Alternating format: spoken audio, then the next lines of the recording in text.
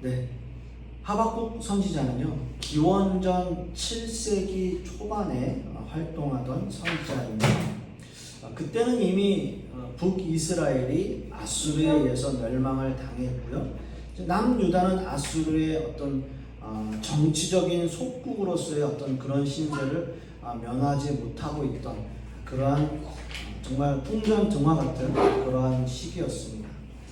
그리고 이 바벨론이라고 하는 나라가 강력한 제국으로 급부상하던 그러한 시대였던 거죠. 이런 상황 속에서 하박국 선지자는 하나님 앞에 이런 탄식을 해요. 여호와여, 내가 부르짖어도 주께서 듣지 아니하시니 어느 때까지니까?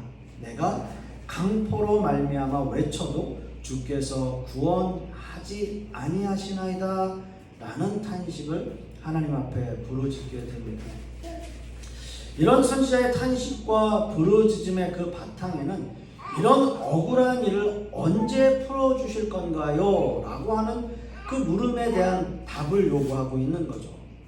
이스라엘은 하나님께서 특별히 선택하여 세운 민족입니다. 즉 선민이에요. 선민.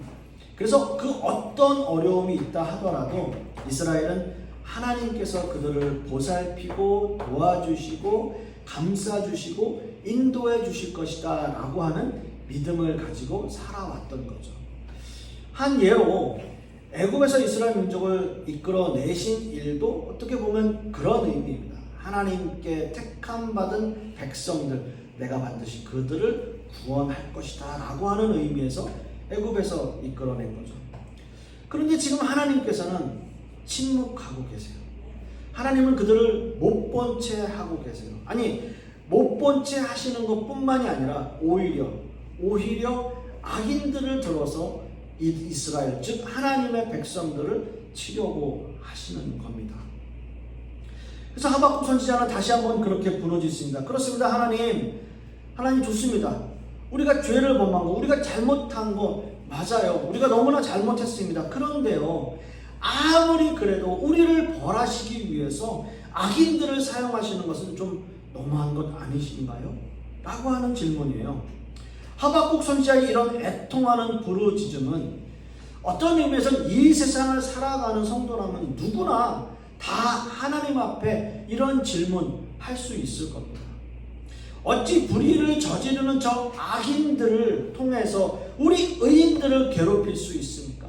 어찌 이 의인들을 벌하실 수 있습니까? 어찌 하나님의 백성들을 저 악인들을 통해서 벌하십니까? 어떻게 악인들을 하나님께서 사용하십니까? 우리도 이 세상을 살아가면서 하나님 앞에 누구라도 이런 질문 할 수 있습니다. 하나님, 저 나쁜 거 알아요. 저 나쁜 짓 했습니다. 저 나쁜 사람입니다. 그런데요, 저보다 저 사람 더 나빠요. 저보다 저 사람 더 나쁜 사람이에요. 오히려 하나님을 경멸하고 하나님 믿지 않고요, 오히려 그들이 더 나쁜 사람들이에요. 근데 저 사람이 어떻게 저보다 더 악한데 저 사람이 더 저를 괴롭힐 수 있을까요? 이해가 가지 않는 거죠. 하나님께서 하나님의 백성으로 하나님께서 선택하신 민족이라면 더 잘되고 더 축복받고 뭔가 더 하나님 앞에 은혜를 받아야 되는데 그렇지 못한 상황이라는 거죠.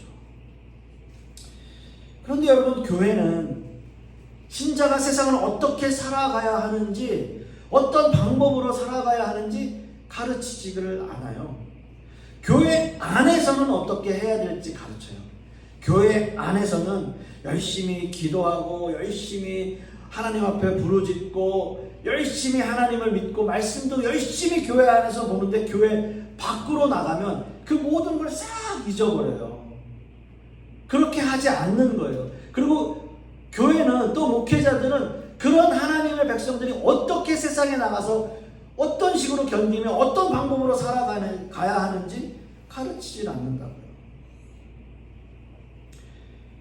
교회가 좀 힘들고 어려울 때는 여러 가지 일들을 하잖아요. 근데 교회가 좀 작고 어려우면 여러 가지 일들을 못해요. 그러니까 그냥 교회 안에만 오면 어떻게든 그 교회 안에서 뭔가를 해결하려고 노력하는 거예요. 그러니까 신앙인들이, 하나님을 믿는 백성들이 신앙과 그들이 가지고 있는 신앙과 그들이 나가서 살고 있는 현실에 대해서는 갭이 생기는 거예요. 그 갭이 너무 크게 느껴지는 거예요. 교회 안에서 이렇게 하면 다 잘 된다고 하는데 막상 교회를 나가면 세상에서는 그렇게 살기가 어려운 거죠. 그래서 신자들은 두 부류의 사람으로 나뉘어져요. 첫 번째는 철저하게 이중적으로 살아요. 철저하게 이중적으로. 교회에 오면 참 착하고 선한 사람이에요. 너무 교회 열심히 나오고 말씀도 열심히 보고 기도도 유창하게 해요. 그리고 뭐 모든 사람들이 봤을 때 야, 저분 정말 신앙심 좋고 다 좋다, 너무 좋다. 그런데 세상 밖으로 나가면 세상 사람들보다도 더 악하게 살아요. 그렇게 이중적으로 사는 거예요. 교회와 세상을 완전히 분리해서 사는 사람들이 있어요. 절대 이런 사람들은 세상과 소통할 수가 없어요. 교회도 마찬가지. 그런데 또 어떤 신앙인들은 마치 세상과 현실을 그냥 무시하면서 살아가는 거예요. 무시하면서. 교회 안에서도 똑같고 교회 밖에서도 그냥 똑같아요. 철저히 세상과 어떻게 보면 담을 쌓고 세상과 소통하지 않고 그냥 그렇게 나만 사는 거예요. 나만. 요새 그런 말을 뭐라고 하더라고요. 뭐 자발적 인싸? 뭐예요? 아싸 이거예요. 자발적 아웃사이더라고 그러나? 그러니까 교회에서 그렇게 안 가르치니까, 가르치지는 못하니까, 그렇게 가르치지 않으니까 그냥 교회하고는 또 세상하고는 소통을 아예 안 하는 거죠. 아예 자기 혼자 자기 좋은 대로 사는 거예요. 신앙인들 역시 세상을 살아가는 평범한 인간이에요. 평범한 인간임에도 불구하고 마치 신앙인들은 세상 사람들과 다른 세상을 살아가고 있는 것처럼 말하고 있다고요.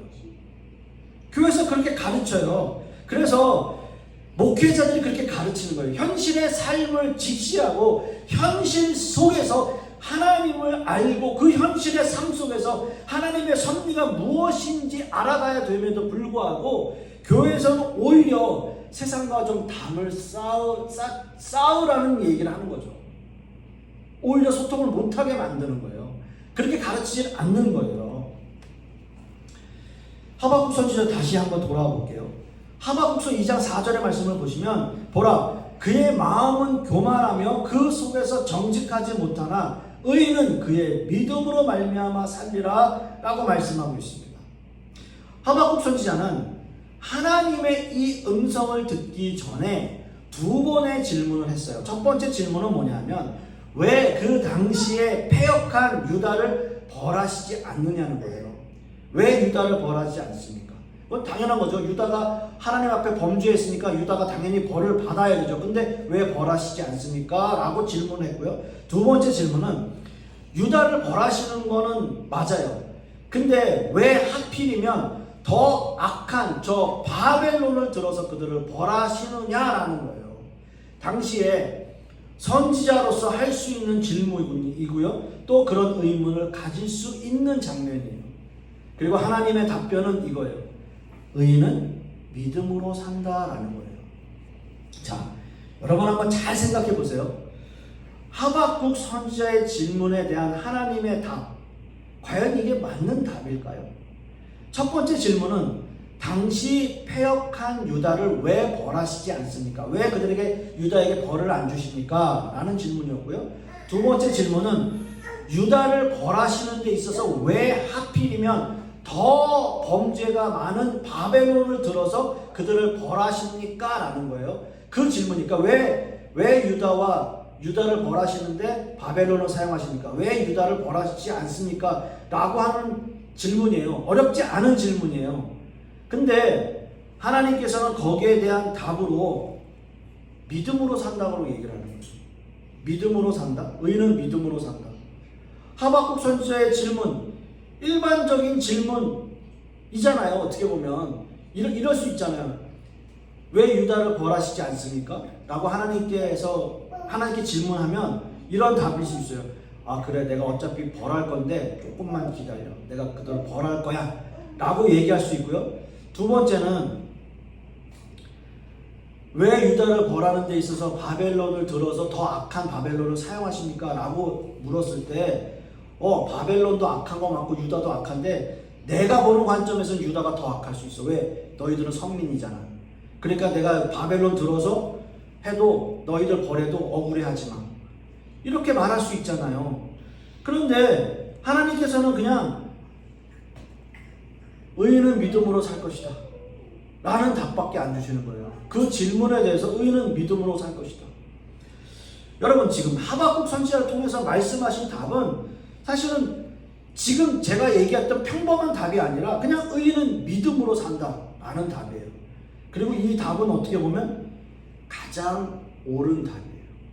하나님께서 주신 이 답이 정답이에요. 제가 왜 그러냐면 말씀을 드릴게요. 이스라엘은 모든 삶의 기준이 하나님과의 관계에 있어요. 하나님과의 관계. 하나님과 어떤 관계를 가지느냐라는 거죠. 하나님과의 관계가 올바르게 형성되어 있느냐 그렇지 않느냐가 그들의 삶에서 가장 중요한 관점이에요. 즉 이 말씀은 하나님과의 관계 회복이 모든 어려움을 이겨내고 극복하는 가장 핵심적인 답이라는 거예요. 따라서 의인은 믿음으로 산다는 그 의미를 구체적으로 우리는 두 가지 정도로 볼 수 있습니다. 첫째는 믿음으로 산다는 것은 이 세상의 환경에 지배되지 않는다는 의미를 가지고 있어요. 많은 기독교인들이 환경에 민감해요. 환경에. 어렵고 힘들 때는 교회에 나와서 열심히 부르짖어요. 그런데 모든 환경이 내가 원하는 대로 다 이루어지고 모든 게 편안하면 하나님과의 관계가 조금씩 나도 모르게 멀어지기 시작해요. 여러분, 이것은 믿음이 아니에요. 믿는 것처럼 보여지는 거예요. 진정한 믿음은 어떤 환경에서도 흔들리지 않아야 돼요. 나의 환경이 좋든 나쁘든 내 사업이 잘 되든 안 되든 그런 거와 상관없이 믿음이라는 건 그저 그렇게 믿음으로 사는 거예요. 그 흔들리는 것은 결국 믿음이 아니라는 거예요. 어떠한 환경에서도 하나님과의 관계를 바르게 유지하고 있는 것, 이게 믿음이에요. 그래서 바울 사도는 이런 말씀을 했습니다. 빌립보서 말씀에 내가 궁핍함으로 말하는 것이 아니라 어떠한 형편에든지 내가 자족하기를 배웠노라 라고 말해요.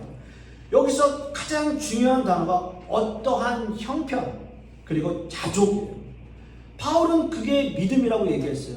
어떠한 형편에 있어서도 흔들리지 않는 거예요. 자기 스스로 흔들리지 않는 거예요. 그리고 그 믿음에 대해서 만족하는 비결을 배우는 거예요. 하박국 선지자도 그런 얘기를 해요. 내가 비록 무화과 나무가 무성하지 못하고 포도나무 열매가 없고 감람나무 소출이 없어도 내가 하나님 안에서 기뻐할 것이다 라는 고백을 해요. 그게 믿음이라는 거예요. 이 모든 것들, 내가 어떠한 형편에 있다 하더라도 그 모든 상황 속에서 내가 믿음을 잃지 않는 것, 그게 진정한 믿음이라는 거죠. 그래서 의인은 믿음으로 산다는 거예요. 두 번째는요, 의인이 믿음으로 산다는 의미는 우리 삶이 늘 믿음으로 살기 위해서 노력이 필요하다는 것을 의미해요. 노력이 필요하다는 것. 다시 말해서 신앙인의 삶이 평탄하지 않고 만만하지 않다는 것을 의미해요. 하박국 선지자가 하나님께 무엇을 부르짖고 있습니까? 하나님이 이 백성 왜 이렇게 타락했습니까? 하나님 왜 이 민족을 벌하시기 위해서 더 악한 백성을 사용하십니까? 라고 질문을 했잖아요. 우리는 성경을 통해서 믿음의 선배들이 어떤 삶을 살았는지 우리는 너무나 잘 알고 있어요. 보면 믿음의 선친들은 굴곡 없이 산 사람이 없어요. 늘 고난과 역경이 인간이 삶을 살아가는 동안 늘 겪고 있다고요. 늘 그랬어요. 당대 의인들도 다 그랬어요. 그런 사람 중에서 우리가 너무나 잘 알고 있는 욥은 그랬습니다. 믿음으로 그가 어려운 상황 속에 있었고 힘든 상황 속에 있었고 엄청난 고난이 그에게 있었지만, 그래서 자기의 부인마저도 그 욥을 저버리고 정말 하나님을 저주하고 죽어버려라 라고 얘기할 정도로 어려움을 겪었지만 욥은 믿음으로 살겠다고 고백해요. 아무리 인생이 힘들고 어려움이 있다 하더라도 나는 여호와 하나님을 믿겠다. 그래서 욥이 이렇게 고백합니다. 여호와께 대답하여 이르되 주께서는 못하실 일이 없사오며 무슨 계획이든지 못 이루실 것이 없는 줄 아오니 무지한 말로 이치를 가리는 자가 누구니까. 나는 깨닫지도 못한 일을 말하였고 스스로 알 수도 없고 헤아리기도 어려운 일을 말하였나이다. 내가 말하겠사오니 주는 들으시고 내가 주께 묻겠사오니 주여 내게 알게 하옵소서. 내가 주께 대하여 귀로 듣기만 하였사오나 이제는 눈으로 주를 배웠나이다. 그러므로 내가 스스로 거두어드리고 티끌과 재 가운데서 회개하나이다 라고 말해요. 고난을 견디고 이겨낸 자, 곧 믿음으로 살기를 소원한 욥의 고백이에요. 이제 주님을 눈으로 보는 것처럼 확실히 믿고 고백하겠습니다. 내가 정말 믿음으로 살아가겠습니다. 지금까지 내가 살아왔던 것보다 더 하나님 앞에 믿음으로 살겠습니다 라고 고백을 하는 거죠. 그래서 오늘 하박국 선지자의 말처럼 의인은 믿음으로 사는 거예요. 하박국 선지자의 질문들, 유다가 그렇게 패역한 민족이고 그렇게 잘못된 민족인데 하나님 왜 벌하지 않습니까? 그러니까 의인은 믿음으로 살라는 거고요. 또 그 유다가 그렇게 어려움 속에서 그들을 벌하시는데 그럼 왜 더 악한 바벨론을 들어서 그들을 어렵게 만드십니까? 그 어려움을 극복하는 것, 결국 그것이 의인은 믿음으로 사는 것이다 라고 하는 답을 얻는 거예요. 그래서 하박국 선지자는 조금 아까 제가 말씀드렸듯이 어떠한 상황 속에 있다 하더라도 나는 기뻐하고 즐거워할 것이다 라고 하는 고백을 할 수 있게 되는 거죠. 사랑하는 성도 여러분, 믿음으로 산다는 것이 결코 쉬운 일은 아닙니다.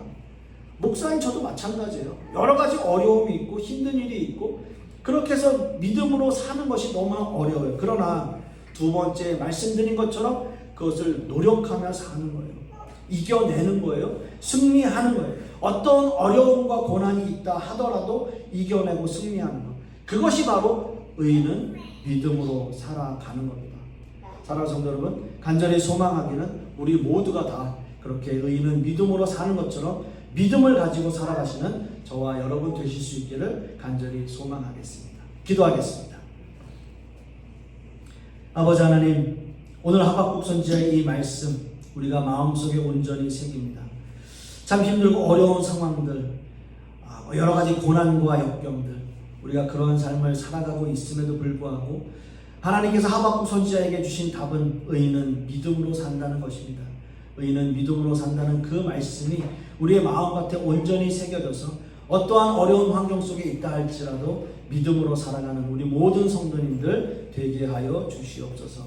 이 모든 말씀 우리 주 예수 그리스도의 이름으로 기도하고, 이제는 우리 주 예수 그리스도의 은혜와 아버지 하나님의 극진하신 사랑과 성령님의 내주 교통하심이 오늘 하박국 선지자가 하나님 앞에 들은 그 응답, 의인은 믿음으로 살 것이라는 그 말씀의 응답처럼 우리 역시도 믿음으로 살기를 소망하는 우리 하나님의 백성들 머리 위에, 그 자녀들 위에, 그 사업과 직장 위에, 그리고 풍요로운 교회 위에 이제부터 영원토록 함께 있을지어다. 아멘.